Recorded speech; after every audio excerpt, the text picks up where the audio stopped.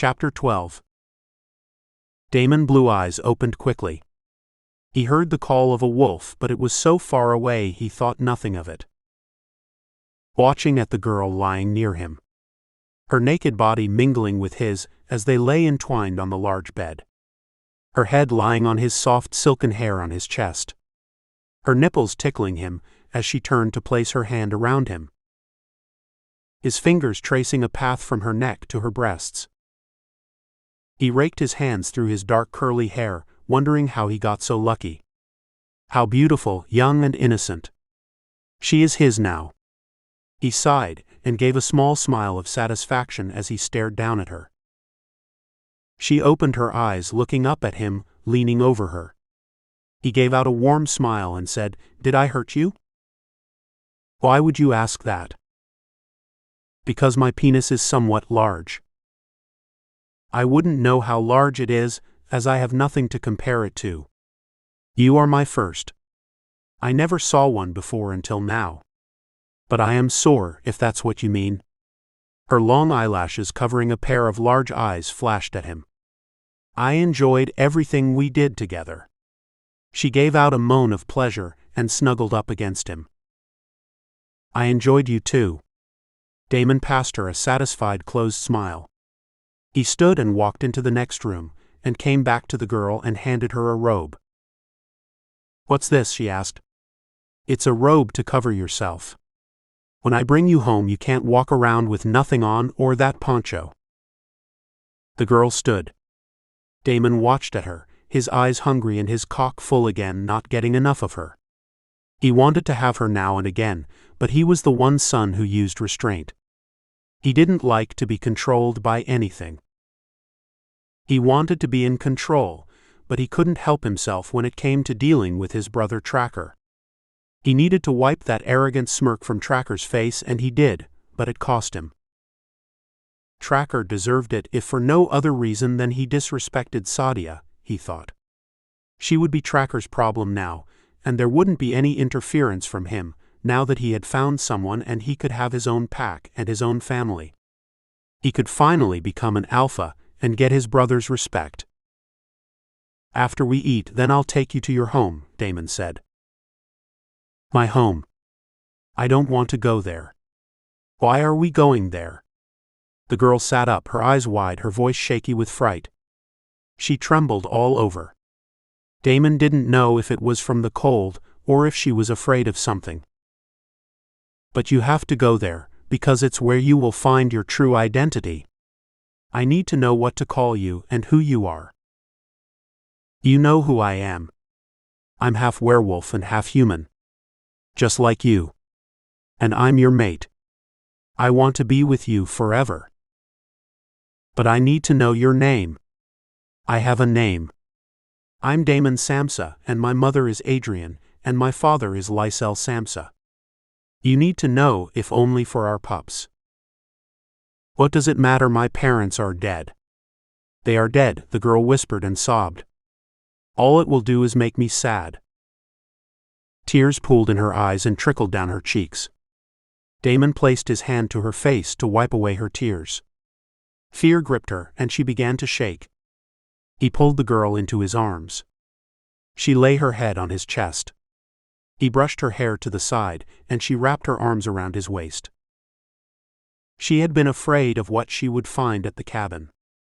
Maybe it was the skeletons he came across before, but he hid them in the basement. "It has to be done. We'll just stay for a few minutes just to get pictures, and maybe there is a record of your birth. It would help if I knew how old you are. I can't officially marry a teenager. It's just not done around here or within our pack." "What if I'm a teen? Will you send me back to live in the woods alone?" "I wouldn't do that. You will stay with us until you're old enough to marry me. My mother will protect you." "From what?" "From a werewolf like me." He smiled and kissed her lightly on the lips. Damon felt different about her. He had fallen in love. He didn't know why she made him feel happy and grown up, but she did. Before he didn't think of her as a mate, But after being inside of her, he didn't want anyone to have her like that. Maybe that's what Tracker felt, but he wouldn't be like Tracker. He would claim every part of her, and she would have his pups, and he would stay with her and protect her from the outside world. He knew the girl loved him, and now he had the same feelings. It had been a selfish thought at first. All he wanted to do was relieve his tension and fuck her. They had come to an agreement earlier. Generally, it had been his arrangement. He would take her as a mate and give her a family where she could be protected and belong. He didn't know why he felt strongly about that part, but as a werewolf, it was essential to their existence to belong to a pack. Now Damon's feelings had gone beyond just mating with her. She belonged to him like his mother belonged to his father and uncles, but with a slight difference. He wouldn't have to share her sweet, innocent body with anyone. She was his. And he liked that. There weren't many werefemales he knew about in the area. Plenty of werepanthers and tiger shifters, all kinds of female cat shifters, but werefemales, there were a shortage of them, except if you counted Robert and Mina's girls. But Damon easily forgot about Mina's girls when he came across this one. When he finally convinced the girl that it was the best for both of them to discover her parentage, they started out for her home after breakfast. A cold glass of milk and raw meat. One thing about werefemales, they ate like their counterparts. Uncooked red meat would be on their diet, and because of that, Damon found the girl appealing. And if he wanted to have her on all fours from behind, he was sure there wouldn't be a debate about that. Since they had already got that out of the way last night. It was unusual to find a human female that would go along with the type of lovemaking werewolves found desirable. Tracker had spelled that out to him in his crude way. Damon found pleasure in having a female dig into his back with her long nails as he fucked her hard. He even liked a little bite on his neck when he nipped at her. And like his brother Tracker, he didn't mind if she drew blood. It would make for an exciting night. Stopping 100 miles out going north to let the girl catch her breath, Damon said, "Can't keep up? I know a werefemale that can outrun me." She stopped and looked at him. "I know. You talk in your sleep. I bet her name is Sadia." And the girl took off running. She glanced back and said, "Now who's out of breath and can't keep up?" "I was just motivating you," he said, breathless. "Like calling me Sadia as you're making love to me," she said, jogging fast alongside Damon. "You heard that?" he said, embarrassed and ashamed. His voice low and apologetic. "You were in my ear and I'm a werefemale, remember? I think I can hear as well as you, even if I can't run and hunt as well. But then you were more fortunate than me. You had parents to teach you." "I thought you were going to say it was because you weren't born a male." He shot her a slanted smile. "I wouldn't say that because being a female has more advantages. Like knowing what's good for them and not having sex until they fall in love." Then she sprinted away from him, only pausing when she spotted the cabin at a distance. She walked to the clearing where the cabin stood. Damon glanced at her. He liked seeing her in a pair of tight jeans and a shirt under a fur jacket. It was one that had belonged to his mother, which his father gave to her as a present on her birthday. Lycell had hunted and killed beavers, and had a coat made from the pelts for Adrian. It was heavy and a beautiful dark brown. His mother loved the coat, but left it in the cave to wear later. Damon remembered the commotion that had ensued because Lycell thought she cared more about Wilder's gift than his. After the uproar, they disappeared into their room and didn't leave for 2 days. When the girl stopped in front of the cabin, she sniffed around. "Do you smell it?" Damon lifted his nose in the air. He hadn't noticed anything. "What? What is it you smell?" She smiled at him. At least her sense of smell had been sharper than Damon's, and she felt good about that. "Wolves. They left their scent to keep us out," the girl said as a caution to Damon. "Not me. Not a werewolf. You can't run off a werewolf. Damon walked guardedly into the room with the small brick fireplace.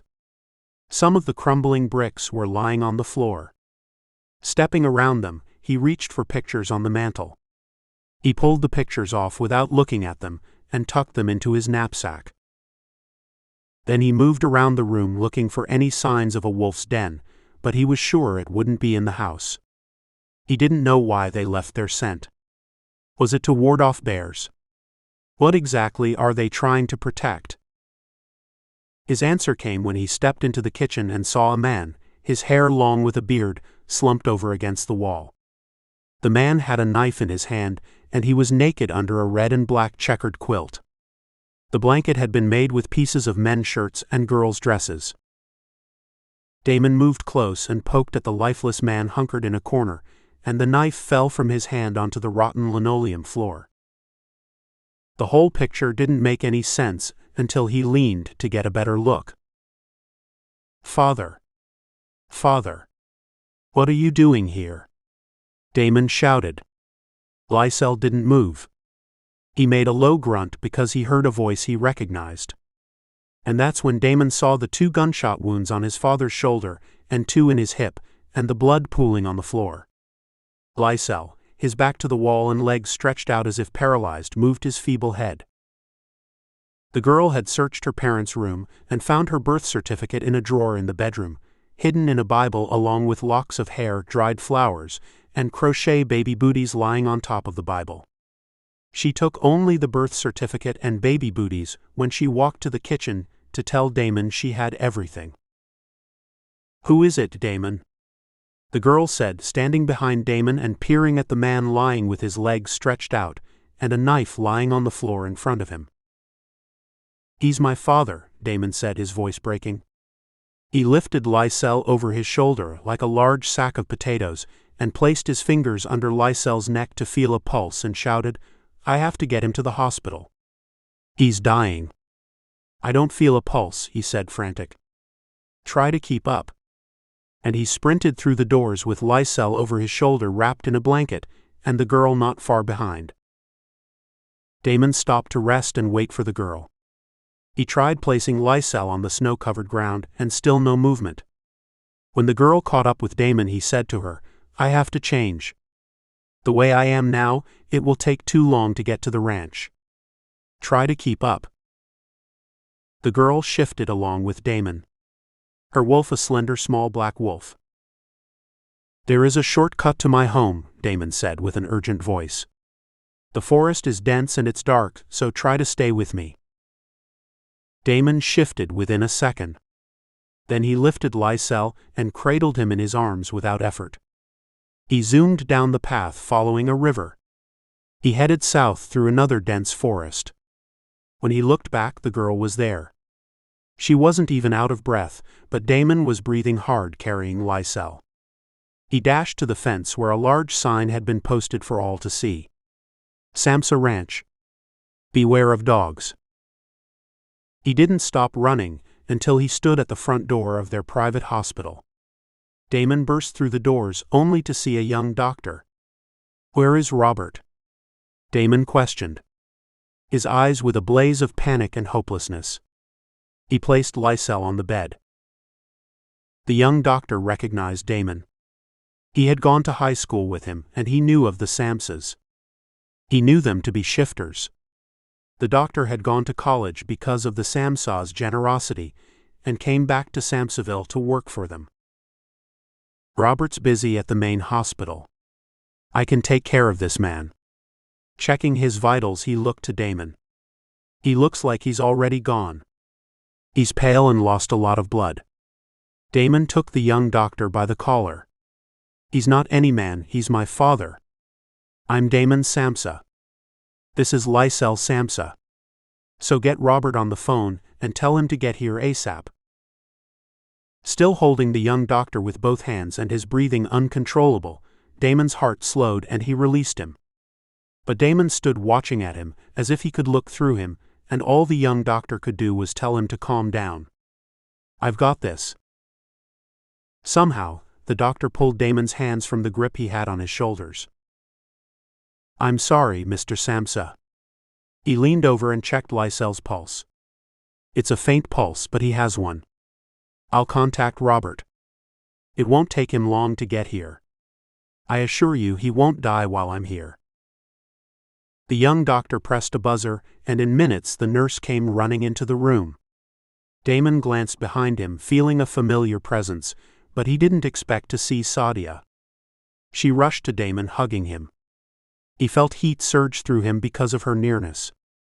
She was overjoyed to see him, and he was to see her. Her smile broadened, and she kissed his cheek and said, "I miss you." And then she turned to see why she had been called, and lying on the gurney, pale, cold, with wounds on his upper and lower torso and head, lay a lifeless Lycell. It was hard to see him like this because he had always been to Sadia indestructible, energetic, and dynamic in every way. "Sadia, you have to assist me," the young doctor looked to her, saying. He appeared too young to have had the experience it took to care for Lycell.